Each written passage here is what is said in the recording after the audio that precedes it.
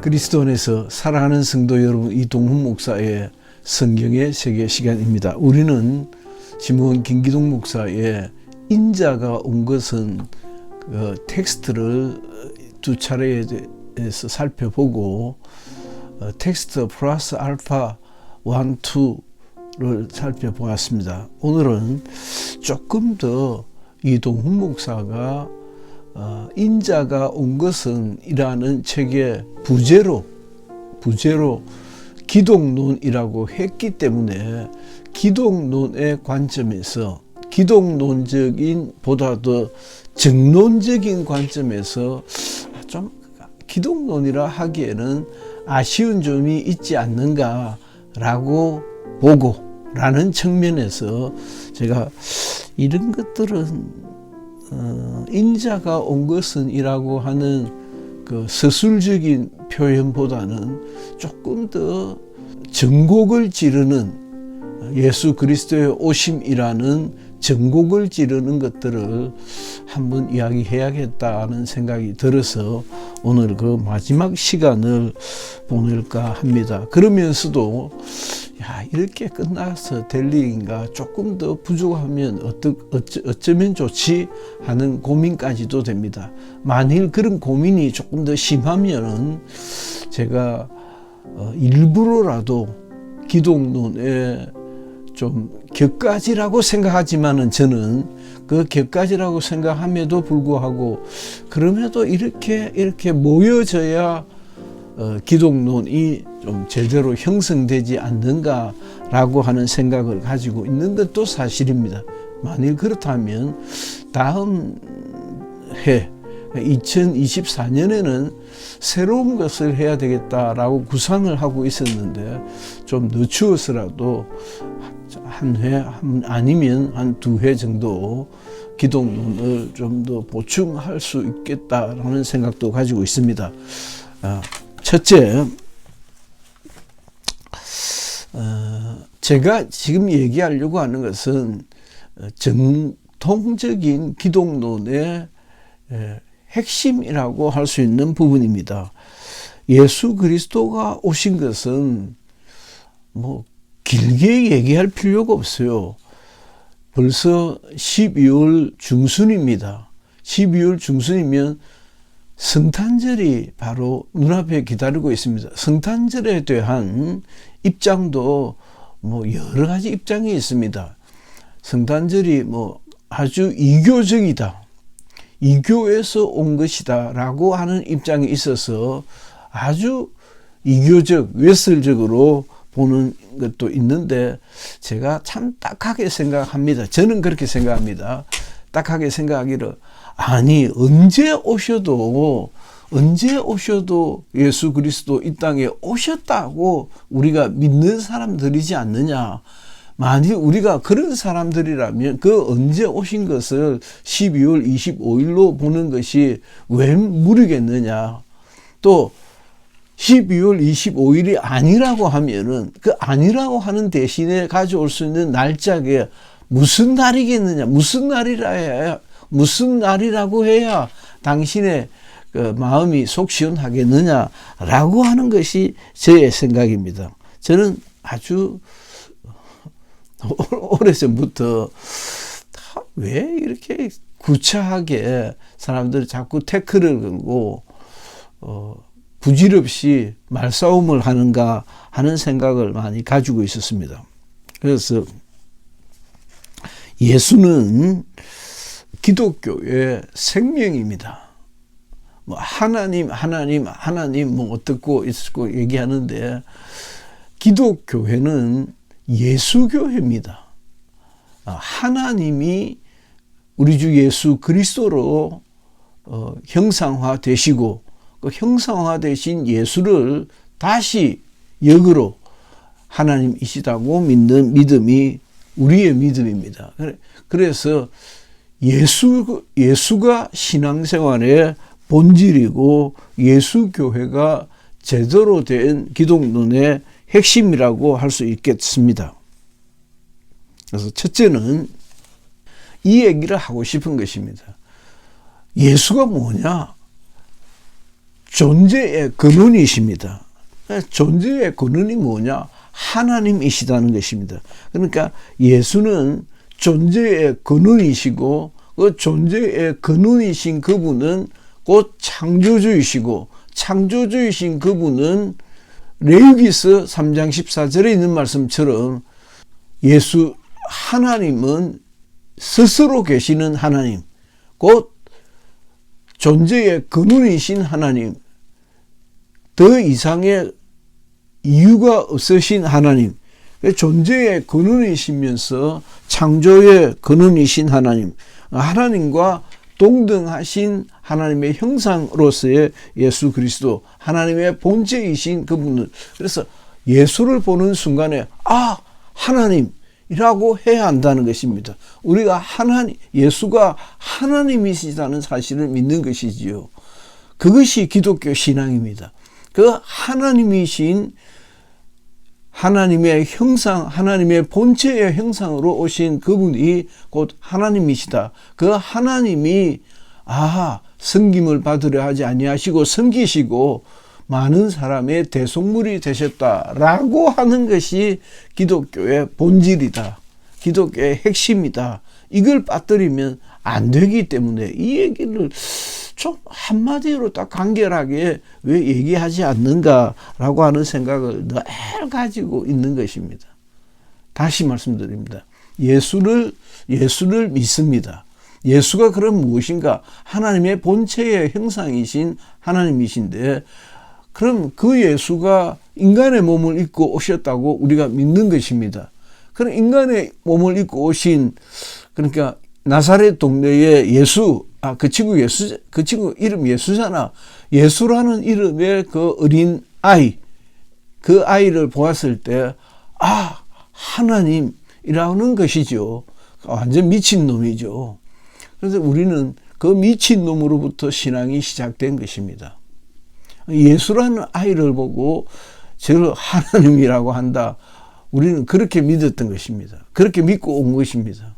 물론 당신께서 자기를 드러내신 이유를 말씀하시는 것입니다만 일단은 그렇습니다. 첫째는 존재의 근원이신 스스로 계시는 하나님이신 예수 그리스도, 그는 창조의 근원이시다. 창조의 근원이시다는 것은 사도들의 신앙 고백에서도 많이 나타납니다. 여기에서 더 이야기하면 시간을 제가 많이 끌어야 되기 때문에 건너뛰도록 할까 생각합니다. 두 번째는 예수와 자유에 대한 얘기입니다. 예수 그리스도는 우리를 죄에서 자유케 하러 오신 분이시다. 인자가 온 것은, 예수 오신 것은 죄로 말미암아 죄의 노예가 된 가시와 은근키로 둘러싸여 있는 이 죄된 세상, 죄로 말미암아 얼룩진 세상을 살아가는 그 세상이 고통과 시련과 위기와 거짓과 죽음과 전쟁이 얼룩진 곳이죠. 그 세상을 살아가는 우리에게 예수는 뭐냐? 자유를 주러 오셨다는 그 자유에 대한 생각들을 제가 좀 나누어 봤으면 하는 마음이 늘 있었습니다. 아니, 예수를 논함에 있어서, 예수를 뭐라고든지 한마디 함에 있어서 자유를 빼고 얘기를 할 수 있는가? 그래서 예수 오신 것은 우리에게 자유를 주러 오셨다라는 얘기를 꼭 해보고 싶은 것입니다. 그 자유는 당신의 생명을 포기하시면서까지 이루신 자유입니다. 그것이 섬김의 기본 베이스를 깔은 것이죠. 기독교는 섬김을 받으려 하는 종교가 아니고 도리어 섬기는 종교이고 도리어 많은 사람의 대속물이 되려 오신 분이 예수 그리스도이시다. 따라서 나와 당신이 그리스도인이라 한다면 그를 따라 섬기는 삶을 살아야 된다. 그것이 선교사라든지, 그것이 많은 돈을 벌어 기부를 하든지, 아니면 몸으로 때우든지, 아니면 지극히 작은 양심의 호소를 따라서 섬기든지, 어떤 형태든지 외식과 가식이 아닌 순수한 우리의 존재 그 전체를 던져서 어떤 모양으로든지 섬기는 삶을 지향해야 된다라고 하는 것이 저의 생각입니다. 좀 더 정리해서 얼마든지 얘기할 수도 있을 것입니다. 오늘 여러분들에게 말씀드린 것과 관련해서 성경 구절을 몇 군데 더 소개해 드리겠습니다. 요한복음에 주로 많이 깔려 있고 그 중심 사상은 갈라디아서에도 많이 깔려 있습니다. 첫째, 누가복음 4장 18절에 보면 주의 성령이 내게 임하셨으니 이는 가난한 자에게 복음을 전하게 하시려고 내게 기름을 부으시고 나를 보내사 포로된 자에게 자유를 하는 말씀이 나옵니다. 포로된 자에게 자유를, 누가복음 4장 18절 말씀이고 포로된 자에게 자유를 주시려고 예수 오셨다는 말씀입니다. 두 번째는 요한복음 8장 32절로 유명하지요. 제가 대학원 1학년 때입니다. 왜 그 1학년 때인지 지금은 좀 기억이 좀 희미한데 수업 시간에 저를 무척 아껴 주셨던, 제가 저는 왜 서울로 졸업을 하고 MD 졸업을 하고 서울로 가게 된지 이유를 몰랐습니다. 이유를 모르고 누가 나를 서울에서 누가 나를 불렀지, 누가 나를 소개했지 전혀 몰랐습니다. 전혀 몰랐는데 뒤에 담임 목사님이 이 목사 왜 우리에게 온지 모르지 하면서 얘기를 하는데 학교에 의뢰를 했더니 좀 쓸만한 사람 보내주세요라고 얘기를 했더니 고신대학을 이끌어가는 삼박사님이 계셨는데 그 삼박사님 중에 한 분이 이 친구가 제일이다라고 얘기를 하더랍니다. 그래서 깜짝 놀랐죠. 교수님 나한테 얘기도 하지도 않았는데, 나하고 그렇게 가깝지도 않았는데 그냥 교수님의 마음속에는 내가 그럴듯한 친구로 보였던가 보다라고 하는 생각에서 뒤늦게 감사하다는 생각을 가졌습니다. 그때 왜 이 얘기를 하냐, 그 교수님께서 대학원 1학년 때 MDB 1학년 때 판서를 굉장히 잘 하시는 분이셨습니다. 그 판서에 자유라고 한자로 착 썼는데 엄청나게 멋있었어요. 그 자유를 하면서 요한복음 8장 32절에 그때 77년도 그때는 굉장히 데모할 때입니다. 굉장히 데모할 때 그 자유가 어디 있냐, 진리를 알지니 진리가 너희를 자유케, 진리 자유를 썼는데 너무 제가 황홀한 생각에서 제일 뒷자리에 앉아 있다가 수업 시간에 벌떡 일어선 적이 있었습니다. 그 자유, 예수는 우리에게 자유를 주러 오셨다. 그다음 요한복음 8장 36절에 아들이 너희를 자유롭게 하면 너희가 참으로 자유하리라. 하나님의 아들 예수 그리스도께서 이 땅에 오셔서 우리를 자유케 하시면 너희가 참으로 자유하리라 라는 말씀이 있습니다. 고린도후서 3장 17절을 소개하겠습니다. 주는 영이시니, 이게 참 진짜 중요한데, 주는 영이시니 주의 영이 계신 곳에는 자유가 있느니라. 신앙생활은 영적입니다. 그 영적인 것은 자유함이 있다고 하는 말씀입니다. 이에 대해서는 아무래도 제가 몇 차례 지나가다가 생각나면 또 생각날 때마다 또 설명하고 여러분들을 자극하는 말씀을 드려야 할 것 같습니다. 세 번째는 예수 오신 것은 대속물이 되려 하셨다. 대속물이 되려 하셨다.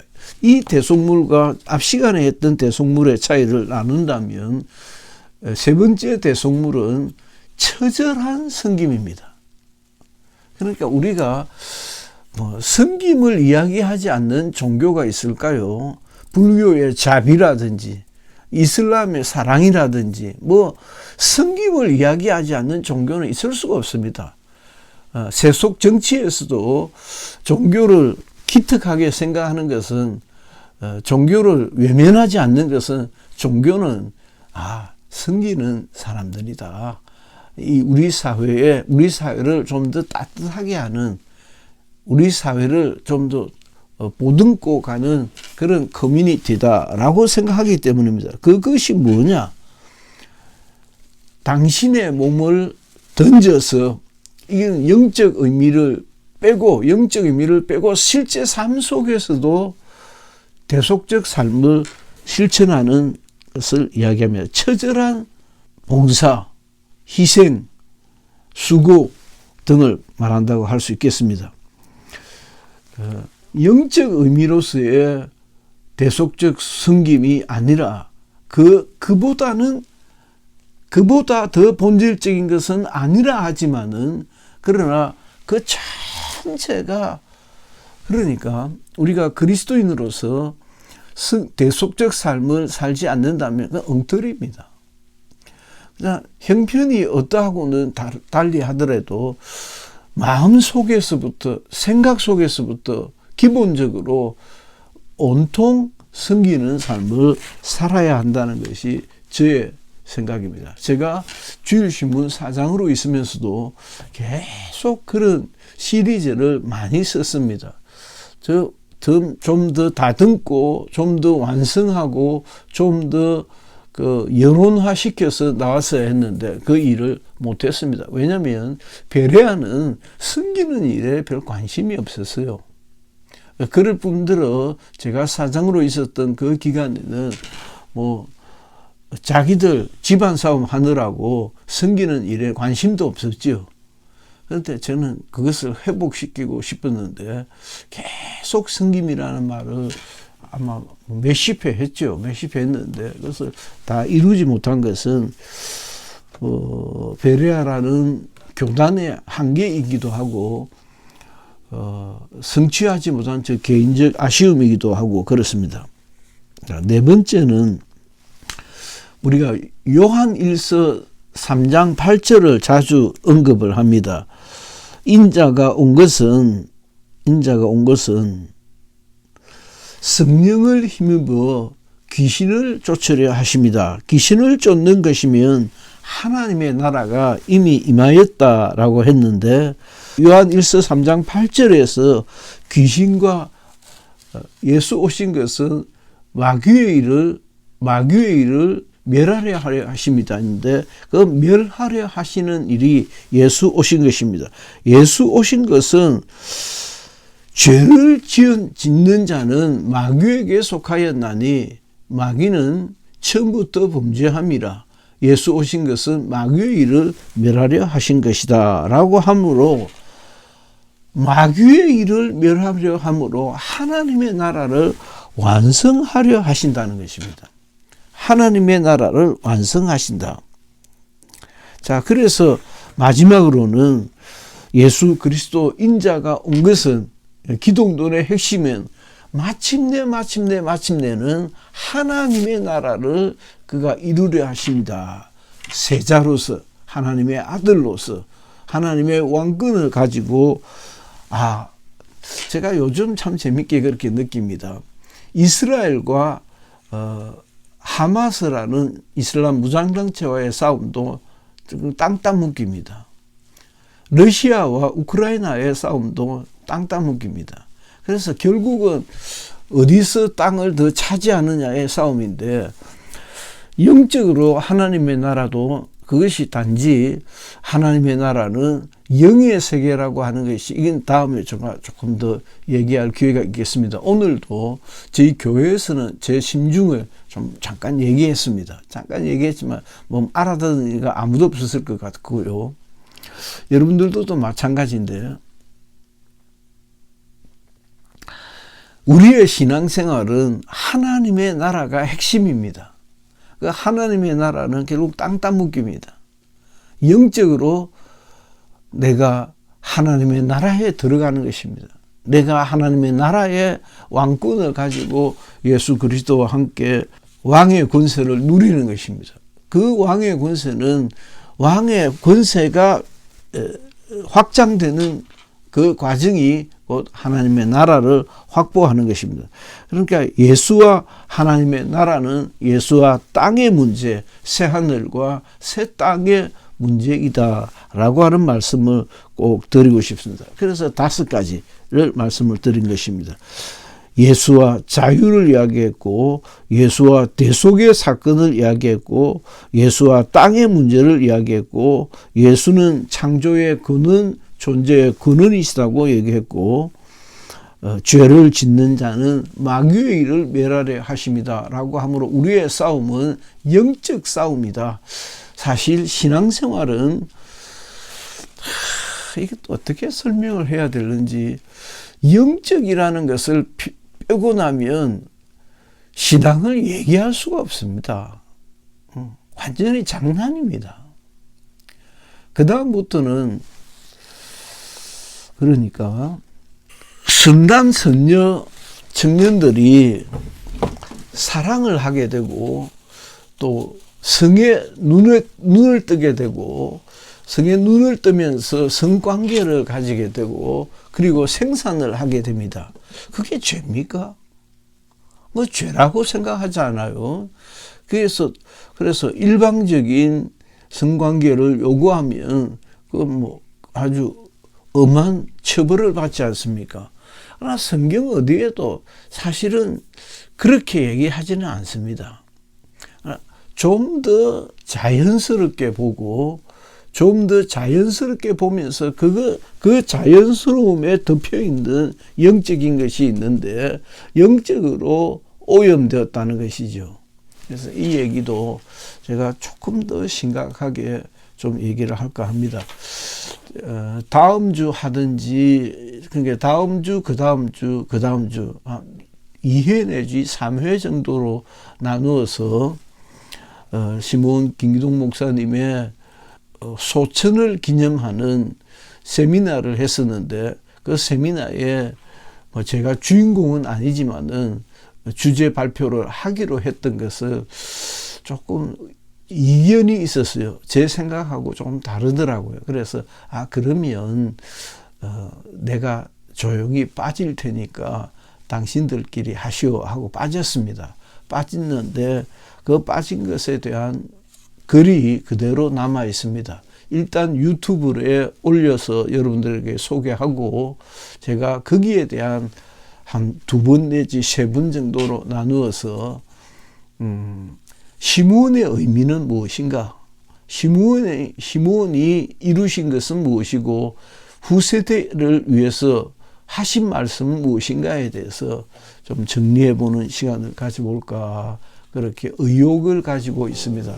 제가 참 외람되게도 몸이 너무 좋지 않아서 제대로 잠도 못 자고 머리에서부터 발끝까지 막 고장이 너무 많이 나서 그렇다고 죽을 병은 또 아닌데 너무 불편하고 힘들고 어디 아프지 고장나지 않는 곳이 없어가지고 생활 자체가 너무 불편합니다. 너무 불편해서 의욕이 과하기는 어렵고 의욕이 과하기는 어렵다 할지라도 제가 해야 할 일들은 해야겠다. 어느 때까지 일는지는 자신 있게 말할 수는 없지만은 유튜브라는 좋은 기구가 있기 때문에 여기에 남겨놓으면 누가 찾아와도 찾아볼 수 있지 않겠는가라고 하는 생각을 가지고 있습니다. 오늘도 장황하게 여러 가지 얘기를 나누었습니다. 애청해 주셔서 감사합니다. 이동훈 목사의 성경의 세계 시간이었습니다.